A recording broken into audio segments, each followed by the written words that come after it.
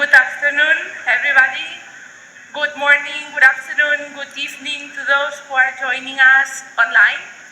Um, we are starting this human-centered innovation session, and it's my pleasure to introduce you to Anusha Tavaraja.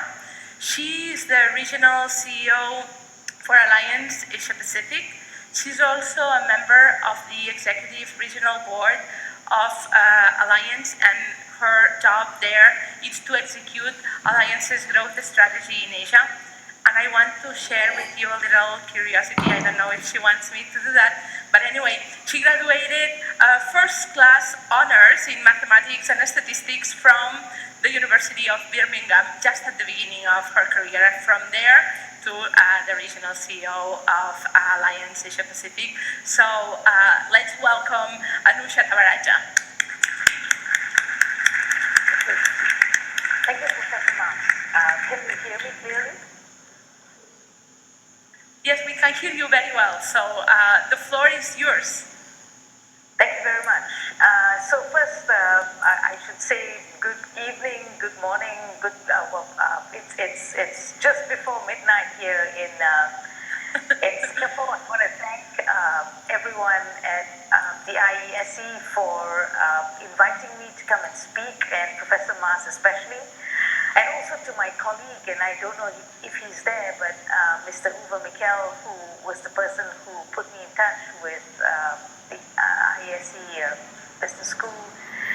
It's an immense honor for me to be here to speak to you and to share with you a little bit of my journey as a leader in Alliance in Asia Pacific. I know that human-centric and looking at digitization and analytics, and I thought maybe I would start with an explanation or giving you a bit of a story of my journey.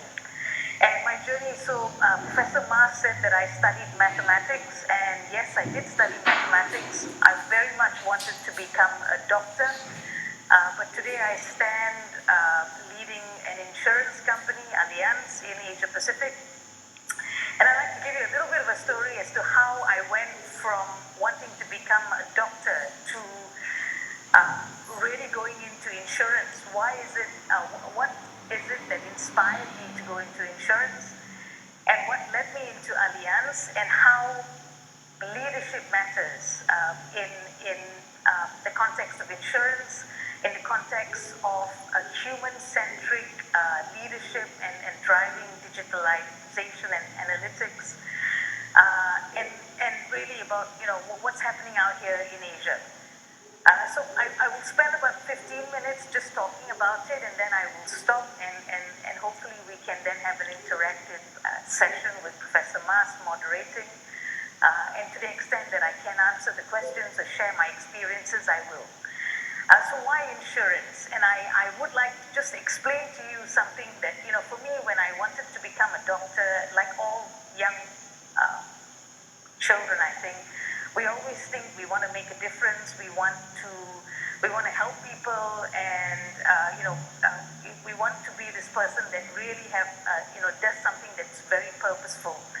Now, by accident, I ended up I ended up studying mathematics instead of studying medicine, and finishing my degree in mathematics, I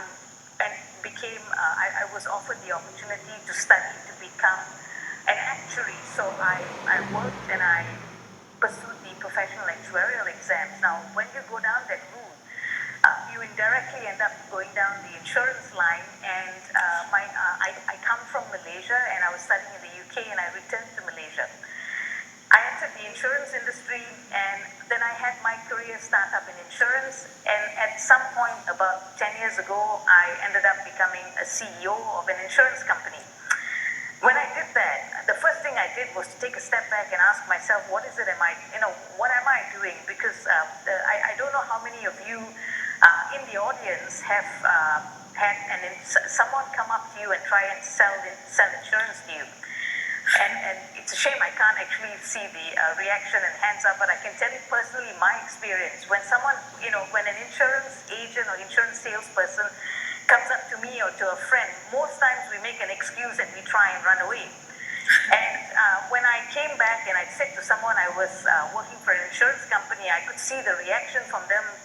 They were afraid I was going to sell them insurance. And so when I was the CEO, I really had to take a step back, because for me, when you enter into a profession and when you do something, it's very important that, and I'm sure for all of us, we need to feel a connection and we need to feel what that purpose is. What is it that brings us to work every day and ensures that we see ourselves making a difference.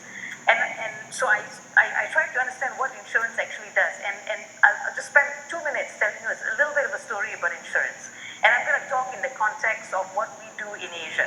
Now, in Asia, Allianz today, we provide protection from a life insurance perspective, from a health insurance perspective, from a property and casualty perspective. When I say property and casualty, we insure your car, we insure your home, we insure your travel, and also from a commercial perspective for small businesses, medium-sized businesses, large projects like power plants, etc.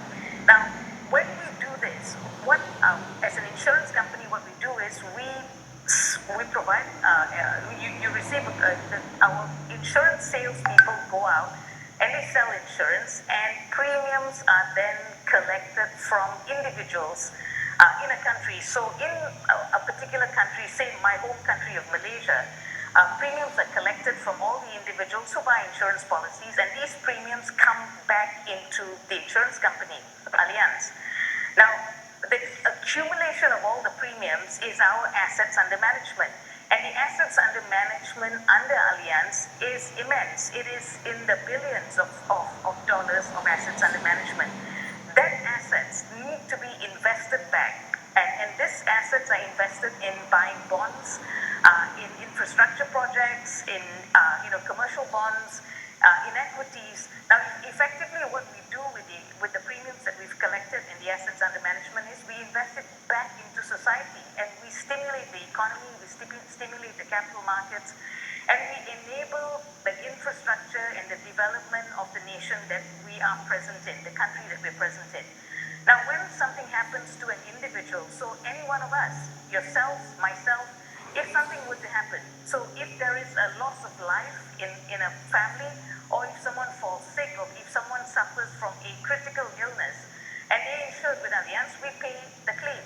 Now, if the person was insured and we pay the claim, we take the burden of treatment in the event someone has fallen sick away from them. And if there was a loss of life, the breadwinner, we pay an amount because the person was insured. And that amount that goes back to the family enables the family to continue to live the dreams of the breadwinner. And we take the burden, the financial burden, away from the family and from the government. And when you look at that full circle, now financially we provide security, and at the same time we provide employment. We have distributors, we engage distributors, we employ people, and so as a whole, if you look at everything that an insurance company does, there is an inherent social purpose in what we do, and that was what inspired me to go in and work, to actually lead an insurance company and to make sure that everything we did each day made a difference. And here, when I talk to my staff and I tell them, when they receive an application from an individual to say, I want to buy an insurance policy, I tell them to look at the form as though it is a family or an individual and not just a piece of paper that they are attempting to underwrite. That's when the person comes in and you're making the first offer of a contract to protect them. Now, when they come back with a claim, the claims team get piles of claims that they go through and they make payments, and they can take their time, they can ask a million questions. And again, I tell them, look at every single claim don't look at it as a piece of paper, but look at it as a person, as a human being, as a family, that the moment you assess it and you assess it the right way and fast, you have made a difference in that family's life. And so this is why I think insurance is extremely special, and this is what brought me into insurance. And so you see a picture here of me, and you know, I very much play a role in the insurance industry in Asia. And today, you know, having wanted to become a doctor, today I'm extremely proud of leading the insurance industry for Allianz in Asia Pacific, and I'm extremely proud of being part of Allianz. So my next part is why am I, you know, how did I end up in Allianz, and why am I so proud of being in Allianz? Allianz today, if I, you know, just to give you a flavor of Allianz, so Allianz our headquarters is in Munich, and Allianz today insures 122 million customers worldwide. We are the number one global life and health insurer and life and health and asset management insurer in the world. We're the number one global PNC insurer as well. We're the number one in assistance services. We're the number one with a global footprint. We're the number one brand. We play a very, very strong, and we're very proud of the role we play in sustainability. We're top 3 in sustainability. We're number 1 in financial strength. And from a diversity and inclusion perspective as well, Allianz is leading the way as a global institution in really driving the right mindset from a diversity and inclusion perspective. So 4 years ago, when I was with another organization, I had the opportunity to join Allianz in Asia Pacific and to start to play a role in leading Allianz, and this is what attracted me to Allianz. Now, why did I join Allianz in Asia? I joined Allianz in Asia because in Asia, Allianz is not number 1 yet, but we are number 1 globally, and we have an immense footprint in Asia with the potential to be number 1 in Asia. And this is what brought me into Allianz in Asia. And I know that, you know, with the foundation that we have globally in Allianz, the ability to bring that from a global to a regional down to the local businesses is immense. Now, what do we want to do in Asia? For me, the potential in Asia is immense, and I will come to that in a few minutes. But more importantly, I fundamentally believe in 3 things. The most important is that we have to do the right things, and we have to do it in the right way, and we have to do it with the right with the right people. And when we do it in the right way, we will get the right results. And here, it's really about doing the right thing by all stakeholders. And I've put three key stakeholders up here: our investors, our customers, and our employees. And if you get that balance right, the ability to make a difference and to succeed is immense. If I go on to the next slide, here, just a flavor for what, just to give you a flavor of Asia. Today, Asia is, it is the fastest growing region in the world.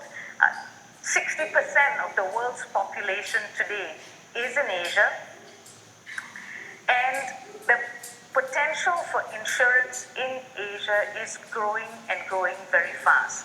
Asia is projected to become the largest premium pool for insurance.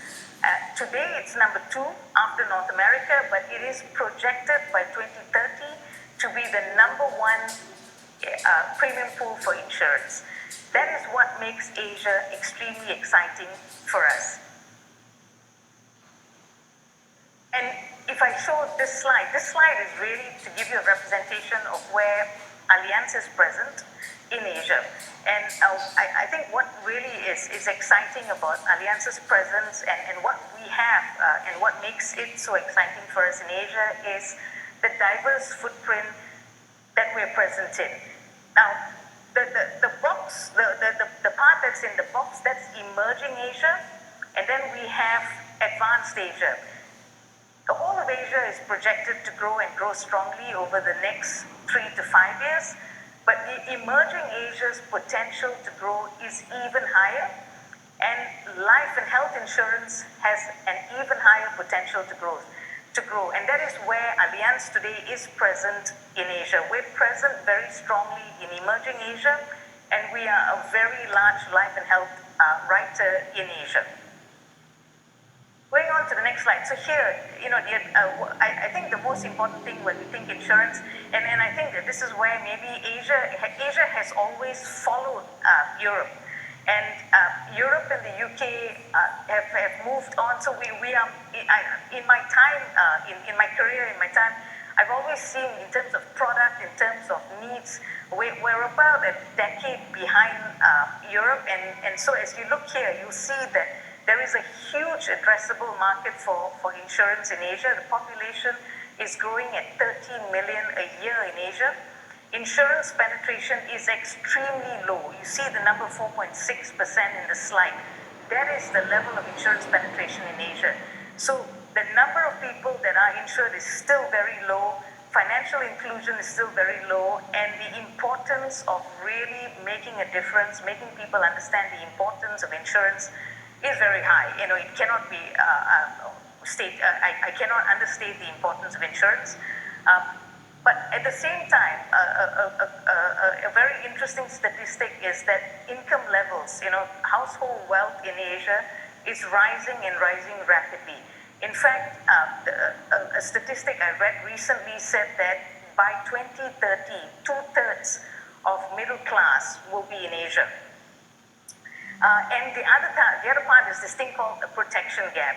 I come from an insurance background, obviously now, and this concept of a protection gap, it is at what level should you be insured versus what level are you insured. Now, some people are not insured at all.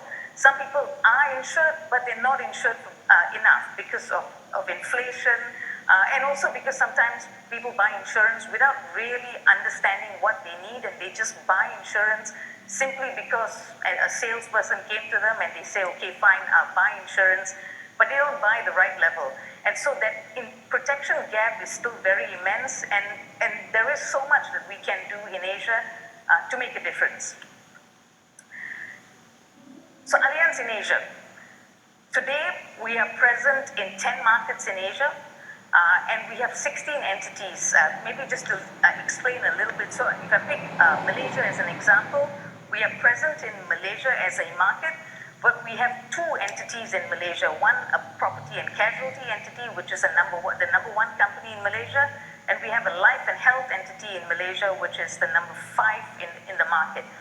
And in that context, we are present in 10 markets with 16 entities in Asia. And what is really special about Asia is, I've got a very nice picture of the leadership team of Asia in there, and you will see how diverse our leadership team is. And this diversity also applies very much to the businesses that we have. We have businesses that run from a very small nation like Laos to a very large nation like China or India. And that is how diverse. So we have diversity by size, we have diversity by demography, we have diversity by culture, we have diversity by income and wealth. And this makes Asia very exciting for us. And so we have really set out to see how we can make a difference and really bring the leadership position of Allianz globally to Asia.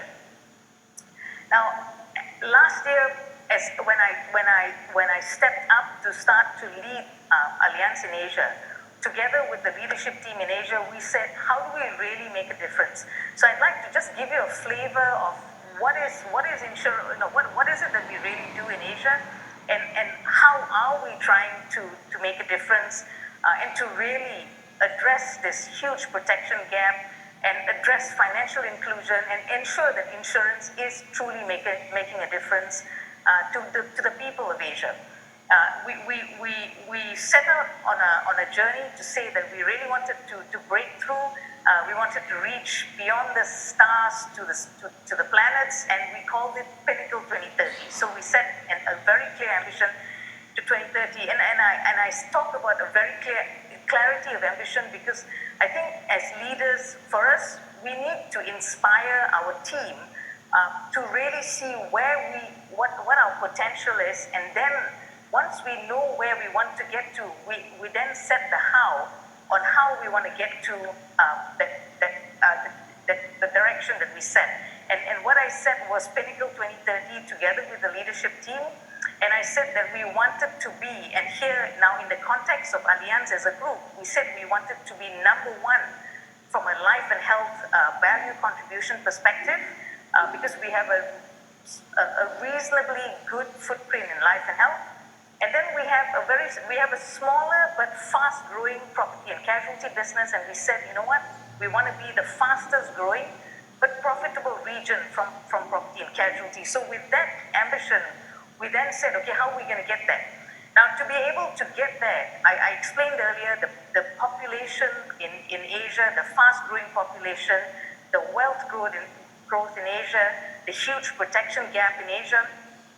And with that context, the most important thing was we need to access more customers. We need to protect more customers. To access more customers and protect more customers, the two most important pillars for us are to ensure we have the right distribution to access customers.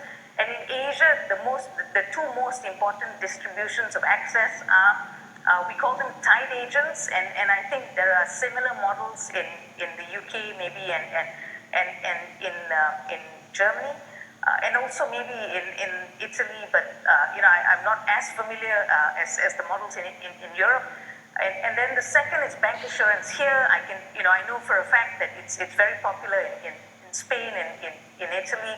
And here, through bank assurance, through our bank partners, we access the bank customers and make sure that as part of financial advisory, we provide insurance cover. So this is a very critical pillar for us.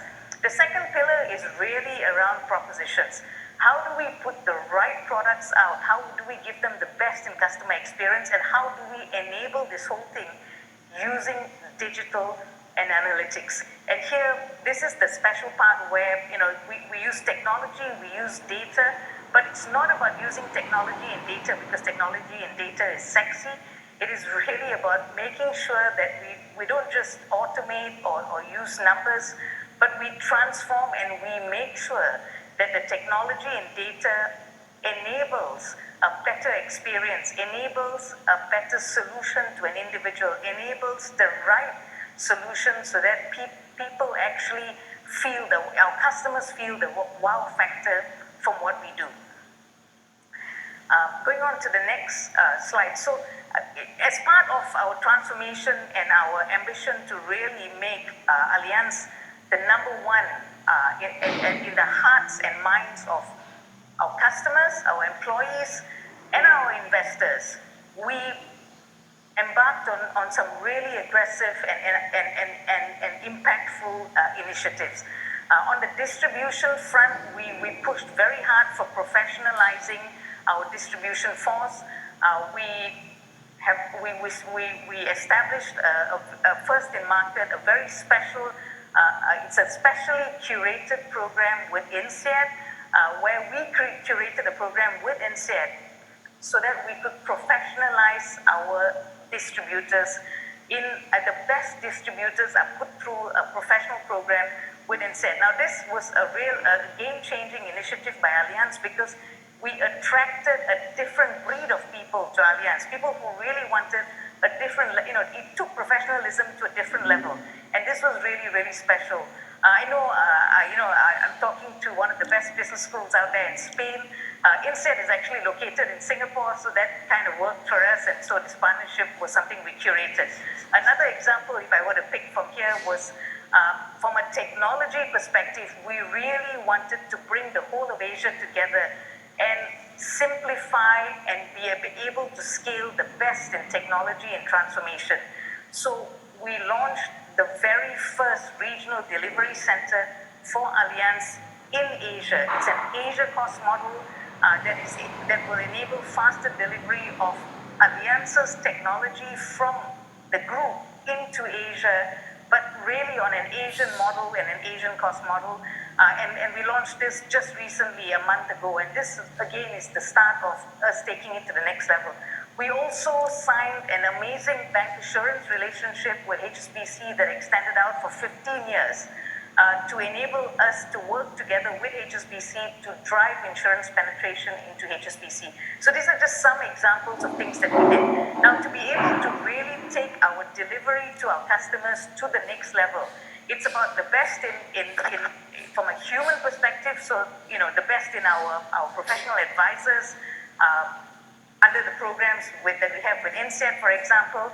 But ultimately, it's about enabling them and making sure they have the right tools to engage customers, to reach out to customers, and to give the best advice to customers in the most in the most seamless way that an individual customer wants. And this is where we developed a first in market unified application on a unified platform. We called it Allianz 360, and our agents are able to either use an iPad or the phone on the palm of their hands to engage with the customers from the point of acquiring the customer, engaging with the customer, to understanding the customer's needs, to giving them advice, to continuing to engage with them even after they've become a customer, and to continuing to give them financial advice over the lifetime of the customer. And this is something that is a first in market, and it really is about enabling, using digital to enable the best experience and the best access to customers from the best in distribution. Now, all of this is really about achieving success, but the most important thing is, and I come back to this, I always say that the success of any organization is only as good as their people. And here, this is where I think leadership to really drive the right level of engagement from people. The teams have worked immensely hard. It's not been easy, but I always say, if the pain is good pain, we enjoy the journey. And just today, I'm standing here, it's just past midnight in Singapore. I have a team of people here who've made my ability to share the Allianz story to you possible. They're sitting here just past midnight, but it just comes back to the engagement and the pride that they have of being part of Allianz. And Allianz, from an employee engagement perspective in Asia today, more than 50% of our Asian entities rank in the top 20, for employee engagement within the Allianz Group. And this is something that really is the crux of success that we have in the business. And I come back to the fact that people make a difference, and when you have the most engaged employees, you get the most happy customers, and when you have happy customers, you get the right results. And maybe I just want to end with a video. Now, this video, so once a year we hold a summit of all our leaders in Asia, and we bring about 20 to 30 leaders from the group in Germany also into Asia, and we share the experiences that we have had over the year and where we want to get to. And we look at what is important from a development perspective to set us up for the next year and many years to come. And the most recent summit we just had about just a month ago, and in Thailand, in Bangkok. And I'm just going to play that. It's a very short video just to give you a feel of the experience of what's happening out here in Asia. Thank you.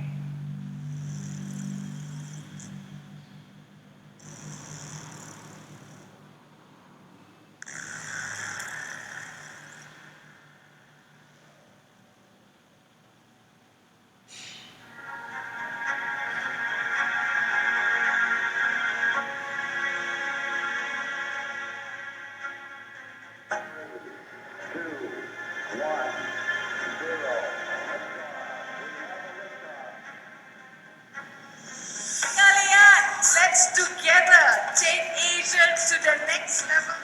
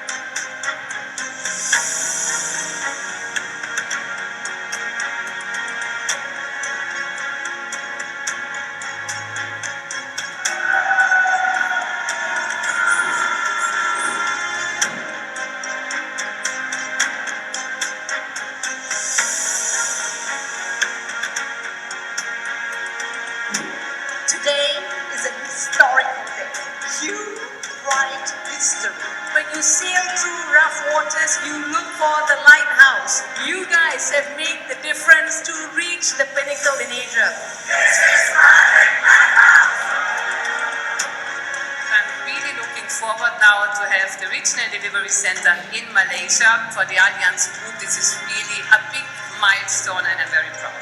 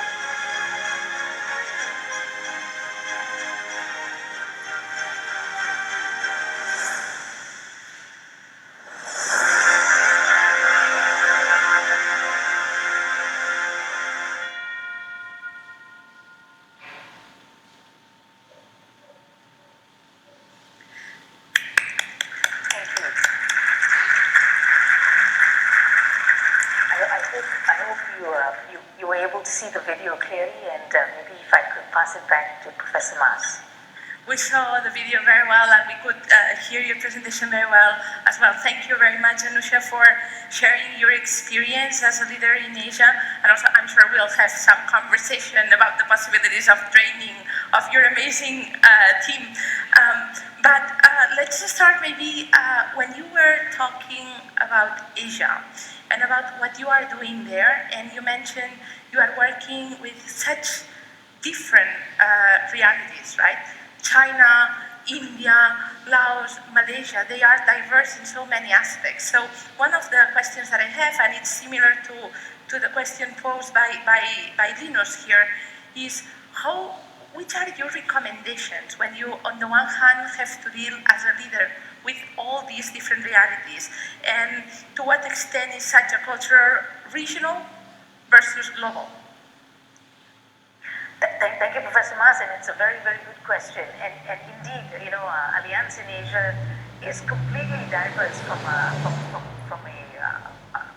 cultural perspective, from a size perspective, from a demographic perspective. And I think the most important thing is really ensuring that we have the right people in country or locally on the ground, the ability to make sure we have the right leader on ground, and that the region and the group, so globally, that we were able to seamlessly bring all, it's the global, region, and local coming together to really bring the best in country. And maybe just as an example, if I worked, I was the CEO in Malaysia with a different entity before I actually joined Allianz into the region. And I found that the best way to succeed is to bring the best in technology into the region and locally into the country, bring the best of product and insurance innovation in. However, we then need to understand the cultural setup locally, the needs of the customers in the particular country that we're operating in, and we need to adapt what we have so that we give the particular country the best from a delivery perspective, whether from a product perspective, from a distribution perspective. And so the concept of adaptability is absolutely key. So the standards are there. It is we've got the global standards, and we've got the global governance. But when we implement, we've got to make sure that it meets the needs in the local country. And I think the most important thing is really coming down to the ground and interacting directly with customers, with staff, with the agents. And that part is something that, when you're in a huge organization, you can lose that. And for our Allianz, we've always made it a point to make sure that we bring the low, the we enrich, we bring what is special locally together with what is special globally, and then the marrying of the two is what really will stand out and bring the best out, and that is also what attracts the best talent to us as well in a country. And it's extremely different. The type of products that we sell in the smallest country to the biggest countries today. The way we reach the customers is different. But we also bring, what's really unique is that we bring the best of the agents, for example, together to Singapore. So we have our agents from China, Taiwan, Malaysia, Indonesia, Thailand, Sri Lanka, and they all come. And it's interesting to see how they exchange ideas, they learn from each other, and they're in different stages of development. But the thing is, the more we bring people together, the faster we can help some of the countries grow. And for those that are already developed, they are able to leverage off what is happening in Europe and take it to the next level. And I think that this is where, being part of a global setup, yet appreciating the richness of the local culture and needs really makes an organization stand out. Thank you. So it's combining the best of the two worlds somehow, right? And adapting to what the customer needs. And actually, you've mentioned several times, and it shows from the way in which you talk. No, you're concerned about the human element and keeping this aspect there. So I'm wondering how. And you've also mentioned many times, let's bring the best technology, the one for every country. So how do you think, as a CEO, about how to combine these analytics and these digital technologies to make sure that you keep this human element in realities that sometimes, when I think about them from here, it seems that technology, it's actually almost impossible. So how do you combine all these things, making sure that you keep the human element? I think it's a very good question, and the reality. So as a leader on ground, everyone wants to be the first to do something fancy in ChatGPT, or we want to be the first to bring out a digital tool. And just speaking from experience, I think something that many of us make a mistake on is we think we know the best, and we build this really, we build something that we think is the best in technology, from maybe a tool to deliver, to sell a product to a customer, or for a customer to be able to engage with the company. And then we put it out there, but then nobody uses it. And the reason nobody is able to use it is because they're not familiar with it.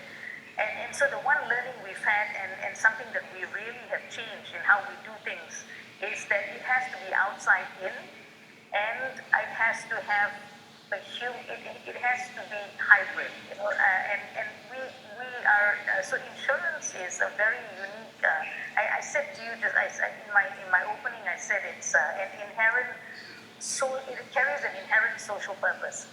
So with insurance, and if you think back, if you put yourself in a situation and think something's happened and I need to make a claim, I need to go into the hospital. The last thing you want to try and figure out is, how do I go on to the computer now or use my phone now and log on to try and see how. You'd like to be able to make a phone call and talk to someone. Now, you could make a phone call and talk to a chatbot, but sometimes the chatbot might go around in circles, and then you still think, I want to talk to someone. And that is why I think insurance is one industry where it is about integrating the empathy from the human being.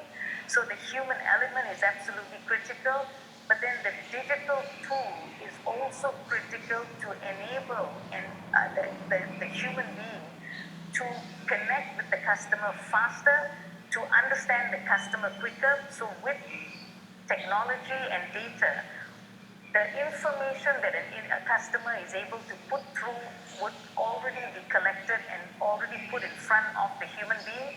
And so the service delivery to the customer becomes a lot faster, and so it provides a much better experience to the customer.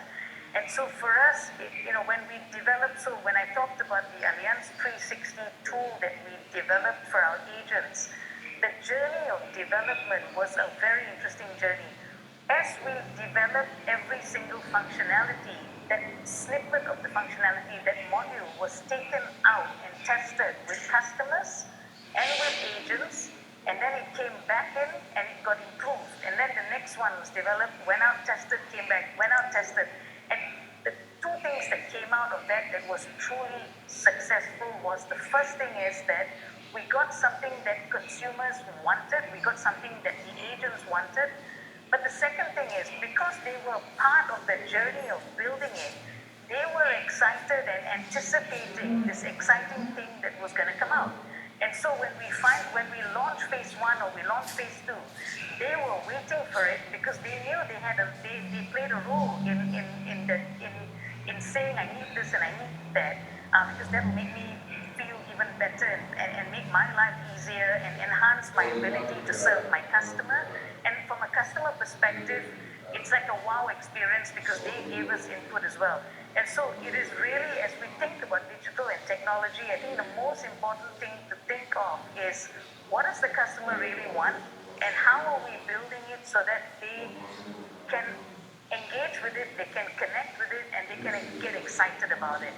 And I was just joking with someone, and I shouldn't mention what app it was, but it was an app that got upgraded in my phone. And now I don't like using it anymore because it's given me certain extra features, but I think it's more cumbersome and not as simple as I'd like it to be. So that's an example of someone somewhere at the back decided that hey, I'm going to enhance it, but it kind of made it even more complicated. So I think this is where it's extremely important as we think technology.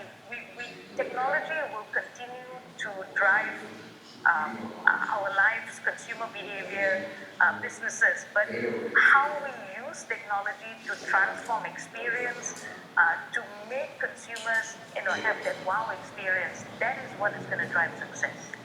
Thank you. So clearly we need to listen. No? See, if we want to make it customer-centric, listening to them, it's the first way to start.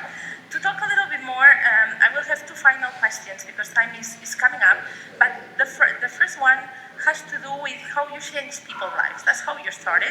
And I'm going to bring together one question from Yuri and one from Bhaskar. So Yuri is asking, in terms of microinsurance, insurance to this, the first group, maybe poorer people, how can you change their life and how do you approach them with insurance?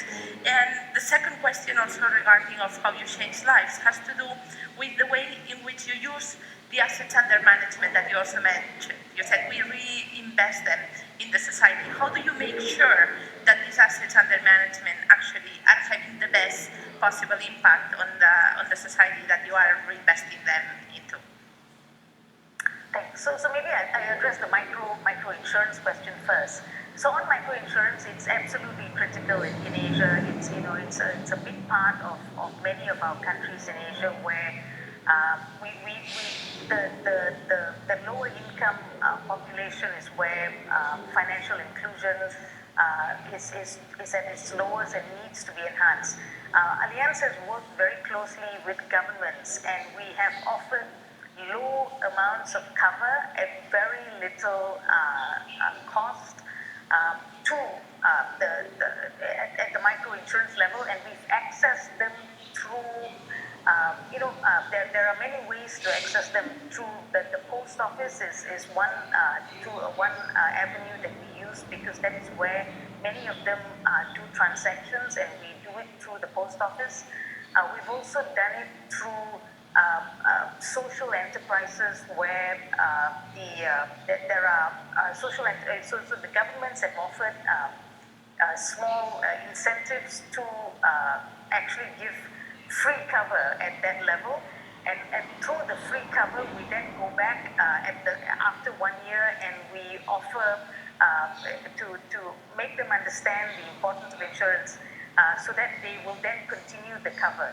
Now another aspect that is done and very common in many communities in Asia is they have like a community leader and you go to, you send your teams out to meet people with the community through the community leader, and you then educate them about the importance of insurance, and then you offer very low levels of cover to get them to see the importance of insurance. And what we do after that is when claims do happen, we actually get families to come and share how the experiences that they've had from the claim making a difference in their life, and why it made a difference in their life, so that people understand the importance of insurance and they start doing it. This is an area that we continue to work with the government to really penetrate deeper into society from a microinsurance perspective. Because if you really put yourself in the shoes of the people in these communities, insurance is the last thing they want to think about. They've got immediate needs, to buy food, to buy books, and those kind of things. And this is where we try and do it through education, through awareness. There have been instances where we've tried to do it and just give free insurance. But the problem with free insurance is often people, when you do free insurance, people don't even remember they've got insurance.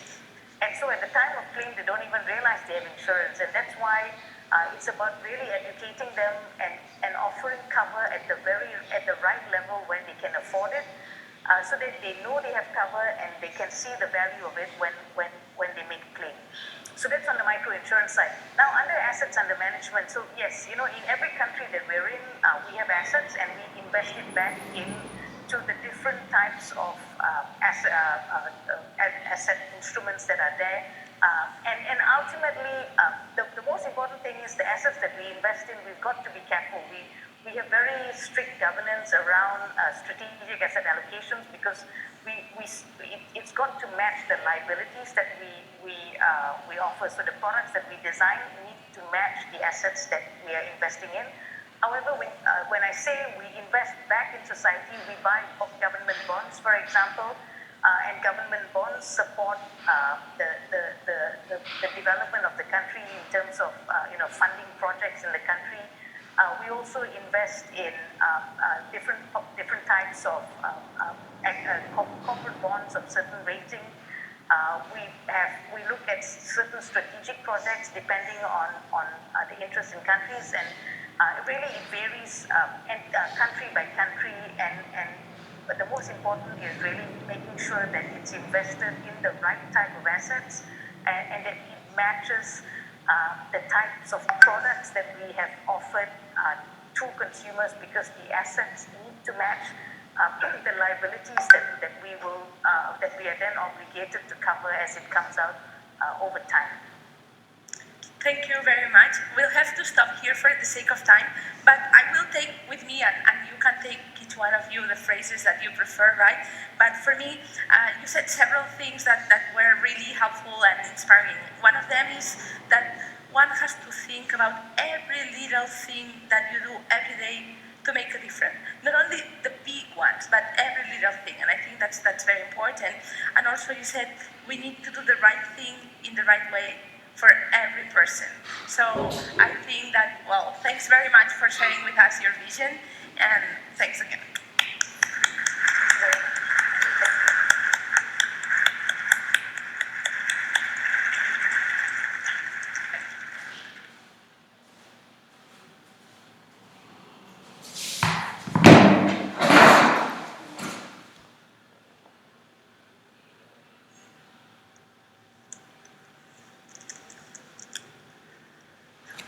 So, we're getting to the final part of the day, which is in fact not only the final part of the day, but the first step in putting in practice at least some of the things that you've heard today. It was a day with a lot of inspiration, a lot of insights, a lot of different angles, but I think also a lot of common themes that really, things that we saw, across the various speakers, in different versions of it. So through Iese8 style, we're going to do this red threads review in the following way, which is we want to invite you to take a few minutes and to make a note for yourself on what you feel is the biggest takeaway. What is the one thing you want to put in practice. If not tonight, then maybe tomorrow or on Monday morning.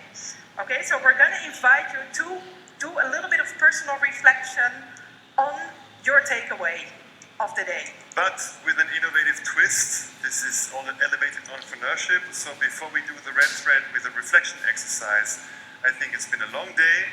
At the end of the day, we're all a little tired and we need to get our blood flowing again. So I invite you all to get up now, stand up, stretch yourself. Really, yes, that's right, like this. Really do some hip movements. Nuri, I want to see that spring up. Very good. Okay, good. Deep breath. Sí, Italia, ¿cómo Now you can estás? sit down. Thank you. A ver si te puedo ver. Okay, so now you can do the traditional thing, which is No, a ver si te take a puedo few ver. minutes and write Te out puedo for ver. yourself what was the biggest Porque no te takeaway, the conozco. biggest personal insight you took away from today. And if there were 2 or 3, that's fine too. But at least one. No, que quería verte la cara porque no te conozco la cara. Submit this in the chat function if you're online. Bueno, no te preocupes. No. ¿Qué es lo que dices? Here, you will be given the opportunity in a few minutes that you may come back to this reflection to share with us your insights. We have portable microphones. That will be a relaxed exercise, but hopefully an interesting exercise to finish the day.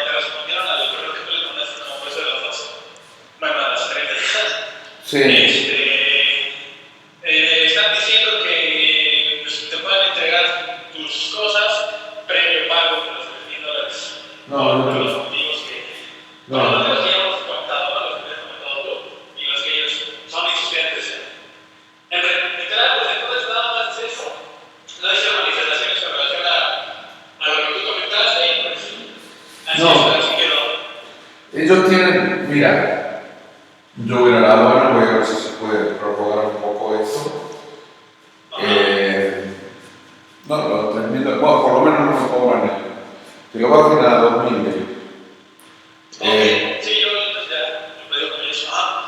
Pero yo todavía tengo que confirmar, porque el problema lo han creado ellos. O sea, y de 1.000 es mucho. No, digan 1.500.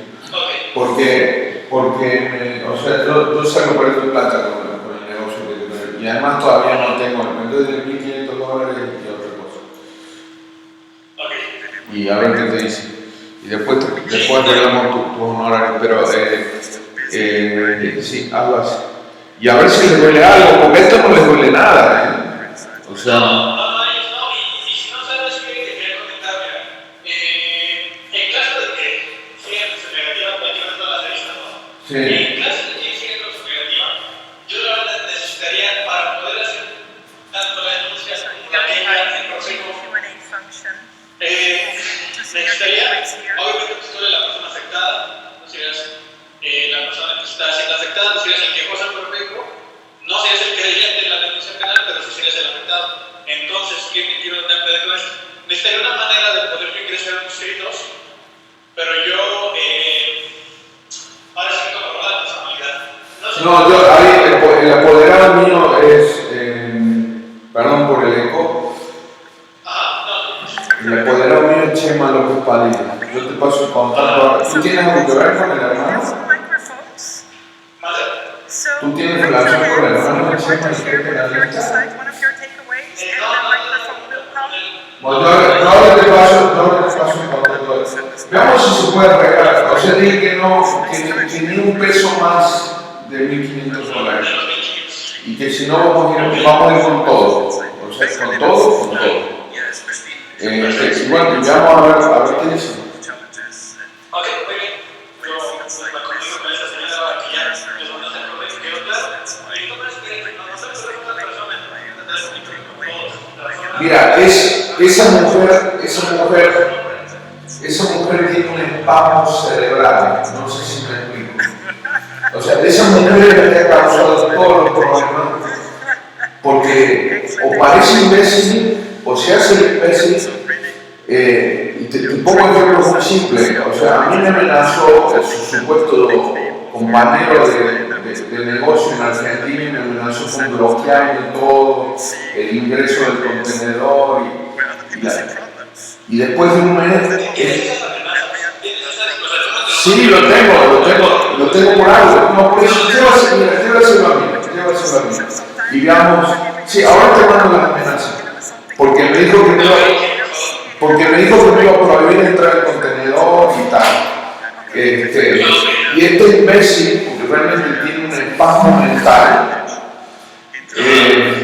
me seguía insistiendo porque yo hice la operación con mi cuate que me amenazaba. O sea, no, te digo en serio, If you would like to introduce yourself briefly, and maybe year in which you graduated, if you graduated from here.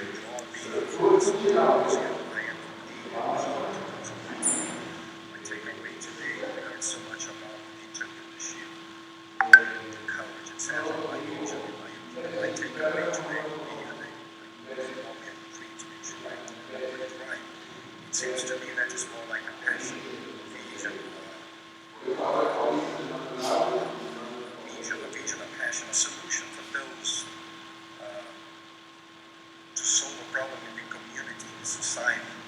Therefore, it must have a role greater than just capital. Sí, vamos a ir a La Habana a ver hasta dónde se puede demorar eso. Porque como cambia el gobierno, a lo mejor se puede demorar.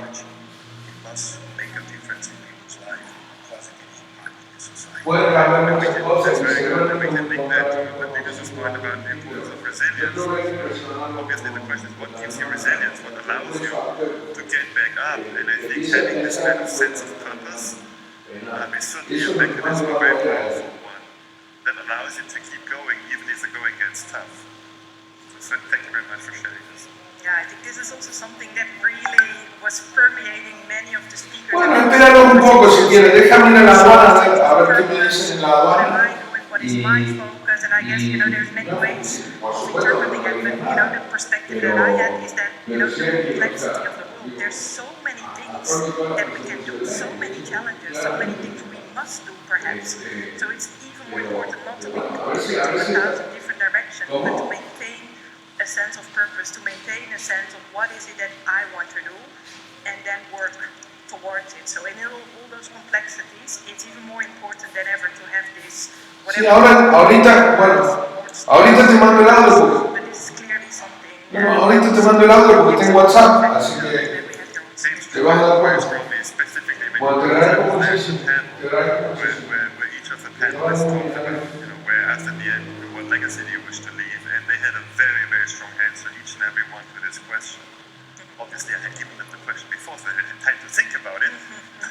But still, I thought these were interesting answers that we heard.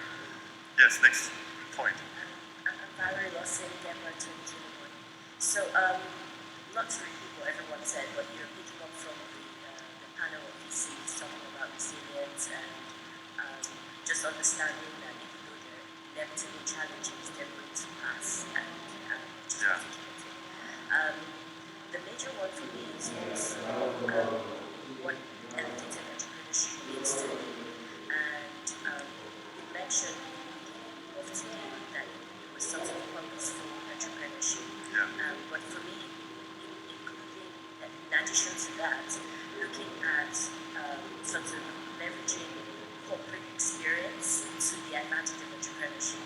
So everyone sort of wants to be that startup and jump into starting a new company, but there's also a lot of value from building a career in the organization and using whatever that entrepreneurial spirit that was in that organization to do something purposeful. Very good. And precisely the entrepreneurial spirit and the entrepreneurial skill set can be and should be fruitfully deployed in all sorts of contexts. Came very strongly through with Cindy from Henkel, who said that this is a constant struggle, a constant effort there to maintain the spirit and to maintain this culture that was for which the groundwork was laid by the founder, and now they're in their 6th generation. And you heard a number of interesting measures that they actively work towards that. They don't just wait for this to perpetuate itself, magically, but they take steps in training, they take steps, they do workshops, they have these worldwide sessions. So it's a lot of leadership work that's required to keep this entrepreneurial spirit up and to keep it high. And then just one more thing that you said about opportunities, and we don't just counsel, we actually create those opportunities. Very good, very good. Thank you very much for sharing. Appreciate it. So this is also something, by the way, there's quite a few takeaways also coming from our online participants. One of these is very much in line with what you just shared, how you can keep that enthusiasm, that entrepreneurial spirit, that sense of opportunity in mature organizations, in long-established sectors and settings. Magda is pointing that out. In also a fast-paced setting, and also maybe one of the things to highlight here is coming from Ignacio. He says, okay, in times of crisis, in times of making opportunities happen, you have to communicate a lot. You have to work on the trust in order to make it happen collaboratively. Calm, but not sugarcoating is also what I'm reading here. Yeah, I mean, that reminds me of the first session we had today is Steve Bandrovchak, the CEO of Xerox, who said, what do I do to inject energy into the organization? And injecting energy is another term for, kind of giving people the resources and giving them the appetite to act as entrepreneurs. And he said, the first thing is I go and listen to them. I go and talk and listen and have many communications.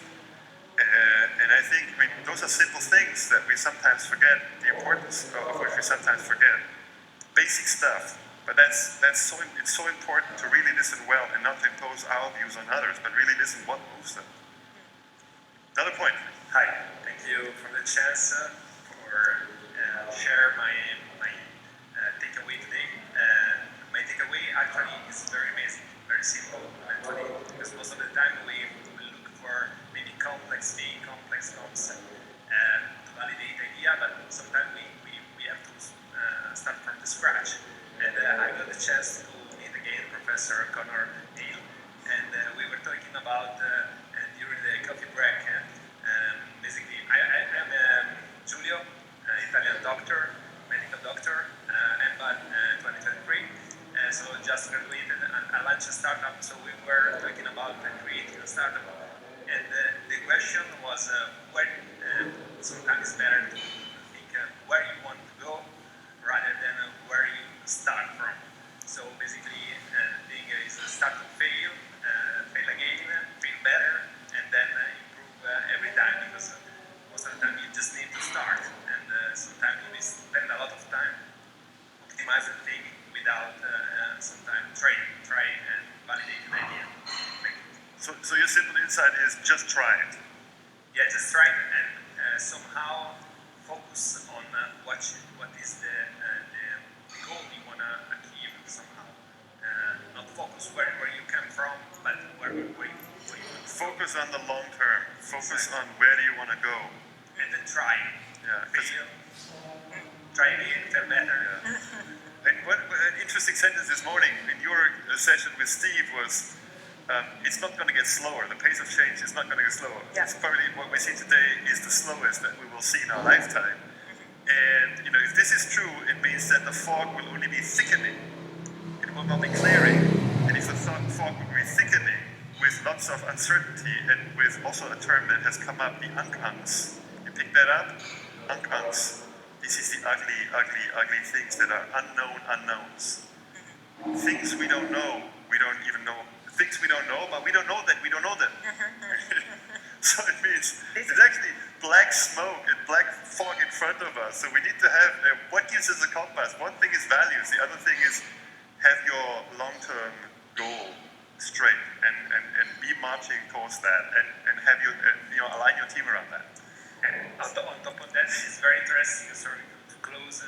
No, you can close. That's great. Close. There was a famous line that saying that maybe if you have to go from Barcelona to Milan, let's say, and you start in the night, you say it's a long journey, but you don't want to go to Milan, and eventually you just need to have the light beam of the car for the next 50 meters. Let's say you don't need to have everything in line to reach Milan, let's say. That's right. To validate step by step. So So you need to know two things. You need to know that you want to go to Milan. Yeah, exactly. And then you want to see what is exactly the next obstacle you have to take towards that. Exactly. Very good. Yeah, and I think there's also an opportunity in that. I think we saw that in the last session with Anusha when she said, okay, there is something that you can do even if you're not yet in Milan, and you're just seeing in the next kilometers, there's something you can do every day in every single interaction. For every single person, you have an opportunity to do something good. So I guess with that, knowing, that we're getting towards the time where there are drinks and even more conversation and maybe even more takeaways, I think at least from our side, so this is not the very end, but from our side, it's probably time to wrap it up and to thank you very much, and especially also for wishing you all the best in putting these takeaways and these insights into practice. So yeah, and also to say that we'll be happy to see your drinks. Thank you very much. Yeah.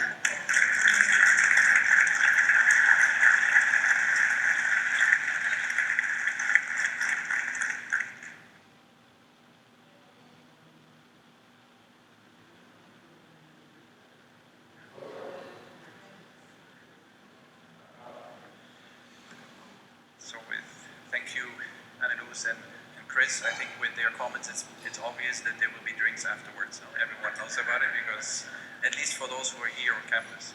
So if you're following us online, treat yourself to something that you have close by. No, thank you. It's a privilege to be able to say a few words in the end, mainly to thank everyone. First and foremost, to thank all of you who have participated here today in the session, both in the room and also online. There were many questions also coming from the online participants, so clearly there was a good bit of engagement, and certainly let us know what your experience was if you were following online and what we can do even to improve it further. Certainly this is a positive side of the pandemic, that we learned how to actually broaden the reach of this kind of events through online facilities. At the same time, of course, we were very glad that finally also we were able to come back into the Barcelona campus for an alumni reunion of this size. I mentioned this morning that 2019 we had been here for the last time. The 2020 reunion was moved to 21 and so on. So that's why we're here today in 2023 having the Barcelona reunion 4 years later. Coming back together, learning together, sharing insights, sharing memories also as you come back on campus has been the objective of this reunion, and you have seen that we have changed the format to make it more interactive, to give you more opportunities to do things together, as we're also getting to know maybe alumni that you did not know before. And this is something that, as far as I could see, also changes the conversation, changes the atmosphere of the entire day, actually. So that's been quite a bit of work, as you can imagine, to actually do this. So very grateful for the academic directors and also for the alumni association's work with Maria to actually make this happen, to think this through, to find the right framework and to make it happen. And let us know. There will be feedback possibilities. I got informal feedback, which was positive, but maybe people stopped the need to give formal feedback on the corridor. So I this so far it's anecdotal, so to see whether we're headed in the right direction with this kind of model, it looks like. Certainly in these moments, people have used the word crisis, fog, difficulties, ambiguity quite a bit. This is a reality. I think we all take this as a reality, and I think a good takeaway from the conversation today is that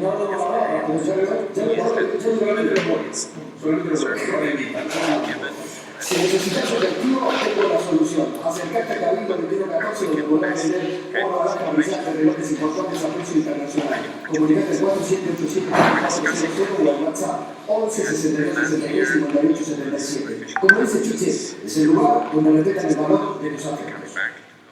Cabildo 2114. Si tiene que vender oro, alhajas antiguas o relojes importantes, en Cabildo 2114, además de la mejor cotización, siempre respetamos el valor de sus efectos. Los esperamos. Consulten por WhatsApp al 1562635877. Cabildo 2114, Casa Fundamento.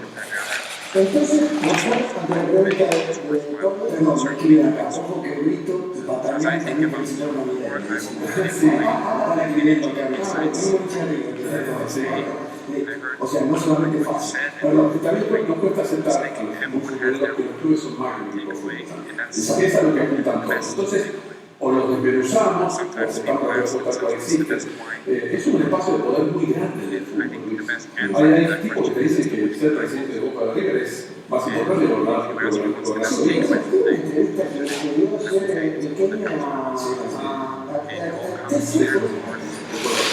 Vos sabés que yo no soy tan acostumbrado a ese tipo de cosas. Y de vez en cuando preguntaba, ¿cómo vas a encargar de que Boca se le cojó la vida? Y no sabemos que hizo el anterior presidente que hizo Alberto y cuántos campeonatos tenía el equipo nuestro. Los sabes nos contestan, no, siempre con la chicana, ¿no? Porque usted siempre viene y la respuesta, no sé, no quiero verme, y así le pone el manual K. El manual K es genial, pero no lo que usted tiene miedo de decir cosas, tiene miedo de perder su laburo. A ver, si contigo preguntando libremente, yo conozco a Diego Ciudadanos, si por esto viene el si vamos a nosotros en el tiempo, hoy de una manera diferente, hace lo mismo que hacía hace 25 años, ese es el de Macri, se entendió que Borne, el presidente Vidal en su momento. Ahora hay un problema, es cierto, es cierto,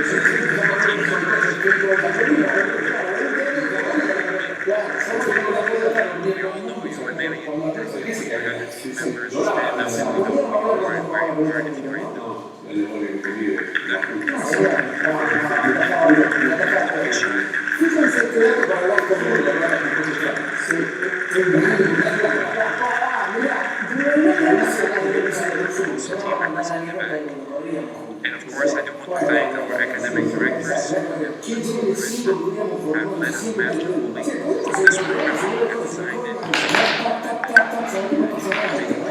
which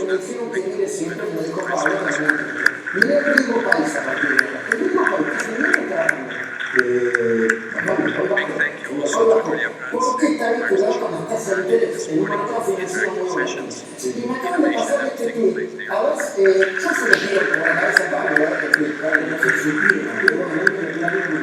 And a final thank you also to the facilitators and all the Iese staff who were under the excelente jornada, los bonos en dólares y los bonos que ajustan por ser. Esa sería chévere. No sé, un Shelby de 25 años.